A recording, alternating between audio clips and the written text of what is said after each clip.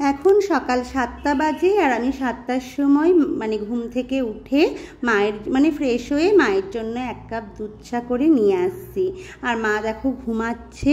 মাকে আজকে সারপ্রাইজ দেবো বেডটি দিয়ে, কারণ মা তো আজকে চলে যাবে, মায়ের সাথে আমিও যাব। তাই ভাবলাম সকালবেলায় মাকে বেডটিটা দিই, কারণ কাল থেকে তো বাবাই দেবে, মানে সকালের চাটা বাবাই করে বাড়িতে। তো আজকে আমার ইচ্ছা হলো যে আমি দিয়ে দিই, কারণ মা চলে যাবে। গুড মর্নিং বন্ধুরা, আজকে হলো সানডে, আর সানডে সকাল থেকে আমি আমার ভিডিওটা শুরু করছি। তো আজকে মানে এখন হলো কটা, আমি ঘড়ি দেখিনি, মনে হয় 10টা মতন বাজে আর কি, 10টা বাজতে 5টা হবে। তো মা আজকে চলে যাবে, তো মনটা খুব খারাপ ছিল, মানে অনেক দিন ছিল তো এইভাবে মানে থাকে না আর কি, এসে হয়তো একদিনই থেকে আর কি চলে যায়, বা মা তো কমই আসে, আমি একটু বেশি যাই, জানোই মায়ের শরীর খারাপের জন্য মা ঘন ঘন আসতেও পারে না। আর মা হলো ওই কদিন ছিল, রান্না বান্না কিচ্ছু আমি করিনি, একটু হাতে জোগাড়টা করে দিয়েছি, সবজিগুলো কেটে, আর মা ধরো রান্না করেছে। আর ঘর দোর মানে খুব মানে আমি অন্য কাজগুলো করি, মা মানে আর দুই মা মেয়ে যেটা হয় বসে গল্প টল্প খাওয়া দাওয়া এইসবই করেছি। তো আজকে মা চলে যাবে, তো মনটা খুব খারাপ লাগছিল কালকে। তো কালকে আবার হঠাৎ দুজন মিলে ঠিক করলাম আজকে সকালে মানে আমরাও ওই বাড়িতে চলে যাচ্ছি মায়ের সাথে। এখন 10টা মতন ধরো বাজে, এবার এখন গিয়ে মানে মা সকালে এখান থেকে একটু মানে আমার হাজব্যান্ডকে দিয়ে মানে মায়ের জামাইকে দিয়ে মাংস আনিয়েছে, মানে এটা মা খাওয়াচ্ছে।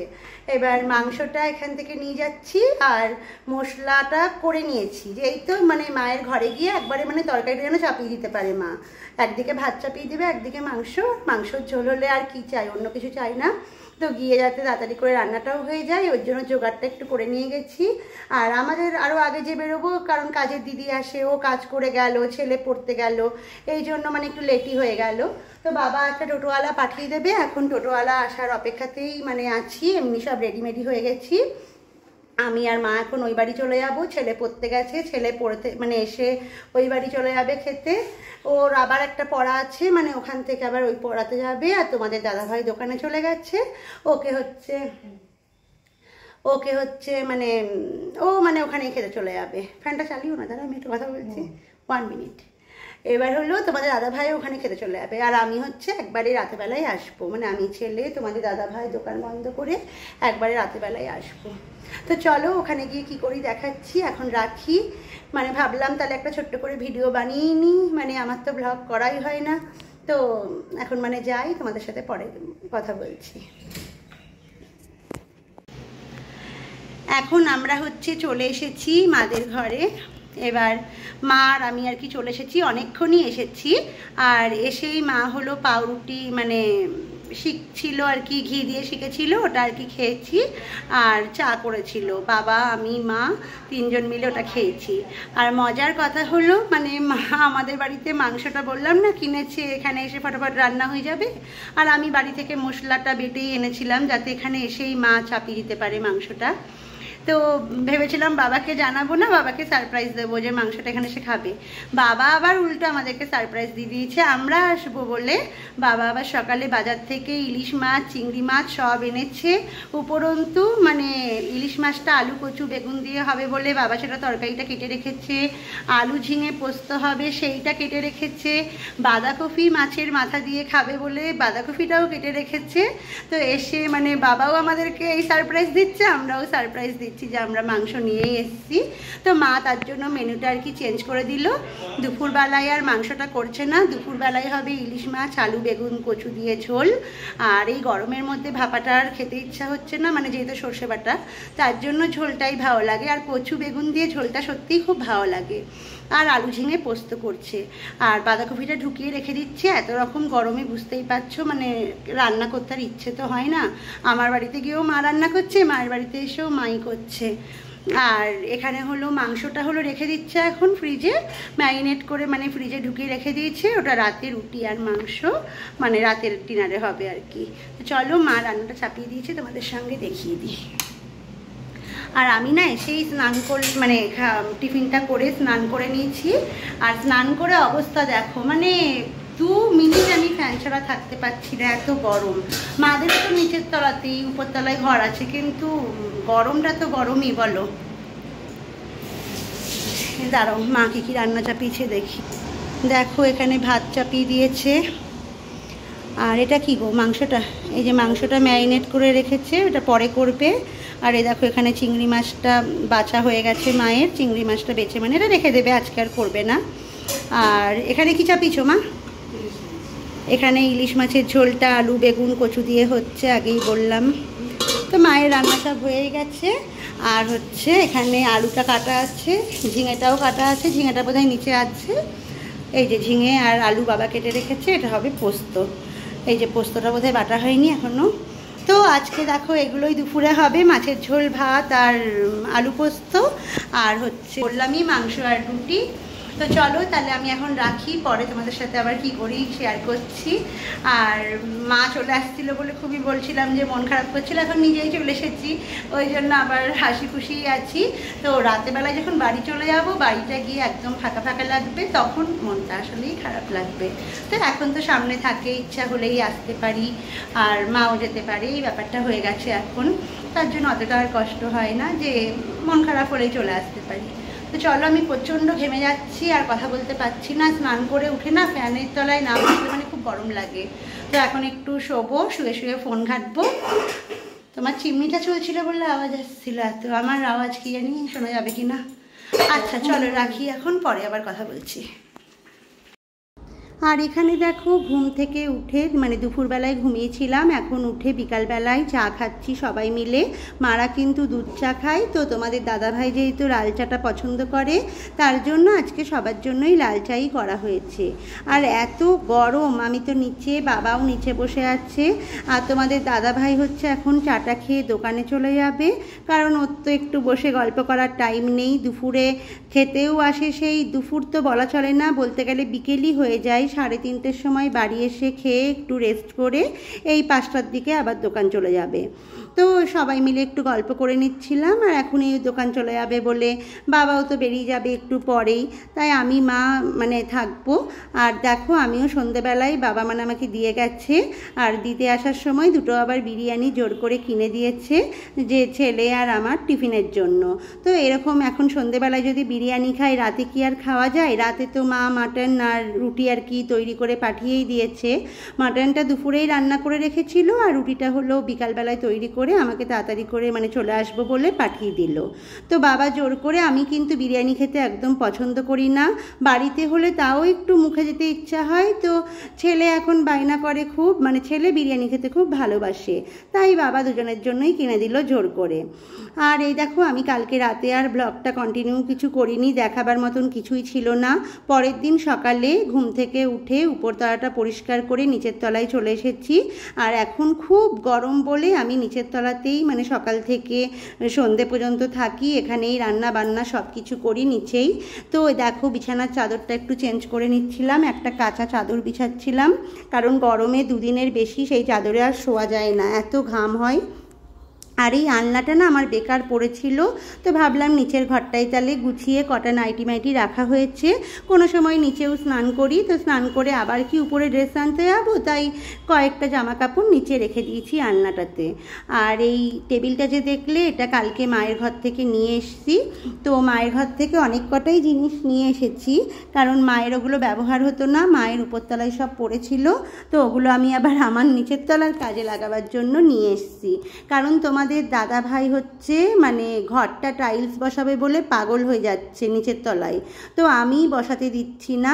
এর কারণটা বলছি দাঁড়াও পরে। এখানে দেখো এই ব্যাগের মধ্যে অনেক কৌটো পাউটা মায়ের যেগুলো ব্যবহার হয় না সেগুলো আমাকে দিয়ে দিয়েছে, কারণ উপর থেকে সব এনে তো রান্না করা সম্ভব না, নিচে সব কিছুর ব্যবস্থা অল্প করে করে রাখতে হয়, কারণ মশলাপাতি অল্প অল্প রাখলে তাহলে আর উপর নিচ বারবার করতে হয় না।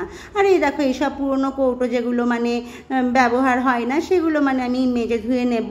আর এই প্রেশার কুকারটা মা হচ্ছে 2খানা পেয়েছিল একটা মল থেকে আর কি গিফট, তো সেখানে একটা ঢাকনা দিয়েছে আর 2টো প্রেশার কুকার দিয়েছে। তো এটার জন্য ঢাকনা যদি আমি কিনতে পারি, মানে যদি পাওয়া যায় তাহলে তো কিনে নেব, আর না পাওয়া গেলে এটাই আমি দুধ গরম করব। ছোট্ট প্রেশার কুকার বেশ ভালোই হবে। আর এখানে মগ, বেলনা চাকতি এগুলো মায়ের ছিল, এগুলো দিয়ে দিল। তোমাদের দাদা আবার করা নিম পাতা তুলেছে সেটা ভাজার জন্য। আর এখানে দেখো আমি হাঁড়ি করে কদিন চালটা মানে রাখছিলাম চালটা নেওয়ার জন্য। উপরে তো ড্রাম আছে, তো অত চাল প্রতিদিন কি অল্প অল্প করে আনবো, তাই এখানে রাখার জন্য হাঁড়িতে রেখেছিলাম। তো মা আবার কালকে এই নতুন বালতিটা মায়ের কেনা ছিল ঢাকনাওয়ালা, বললো এটার মধ্যে তাহলে নিচের চালটা মানে উপর থেকে নিয়ে চলে আসবি, নিচে রেখে দিবি এই বালতিটা করে, তাহলে বেশ কিছুদিন চলে যাবে। আর এই ঢপটা হলো মায়ের জলের ঢপটা, ছিলই নতুন কেনা। মায়ের তো এখন ফিল্টার আছে, আমারও অ্যাকোয়াগার্ড আছে উপরে, কিন্তু নিচেরটা হলো খারাপ হয়ে গেছে। দেখো মানে এই ফিল্টারটা মানে চেঞ্জ করা হয় না, এবার দুটো ফিল্টার মানে চালানো বোঝোই তো, সংসারে সব কিছু হয়ে ওঠে না, তাই নিচের ঘরের এই ফিল্টারটা চেঞ্জ হয় না, উপরেরটা ভালো আছে। তো রান্নার জলটা ভাবছি এবার থেকে কিনে নেব, ওই ঢপটা ওর জন্যই নিয়ে এসেছি। আর হচ্ছে রান্নাঘরটার অবস্থা দেখো, এগুলো সব কিছুই করব, একটা সময় আসুক, সবই মানে মেনটেনেন্স করতে হবে। এখন রঙগুলো মানে কোনো মানে কি বলবো, এক্সিস্ট ফ্যান নেই বা এখানে চিমনি নেই, আমার সবই ধরো উপরে ব্যবস্থা, এগুলো তো নিচের পুরনো ঘর, আগেকার ঘর, সেই ব্যবস্থাগুলো করা হয়নি, আর এখন ডবল করে করা সম্ভব না। আর এখানে দেখো সমস্ত মানে কিছু এলোমেলো হয়ে আছে, এগুলো গুছাবো। আর এই ওভেনটা একটু সারিয়ে নেব, যে ওভেনটাই রান্না করছি সেই ওভেনটা খুব একটা ভালো না, তাই এই ওভেনটা সারিয়ে মানে লোকটাকে ডেকেছি আজকে আসার কথা, এটা সারানো হলে আমি এটাতেই রান্না করব। আর এই ওভেনটা বাতিল করে দেব, এই ওভেনটা কিন্তু একদমই ভালো না, আর গ্যাস বলে কথা, এটা আমি খুব ভয় পাই, মানে সারিয়েই নেব ওটা।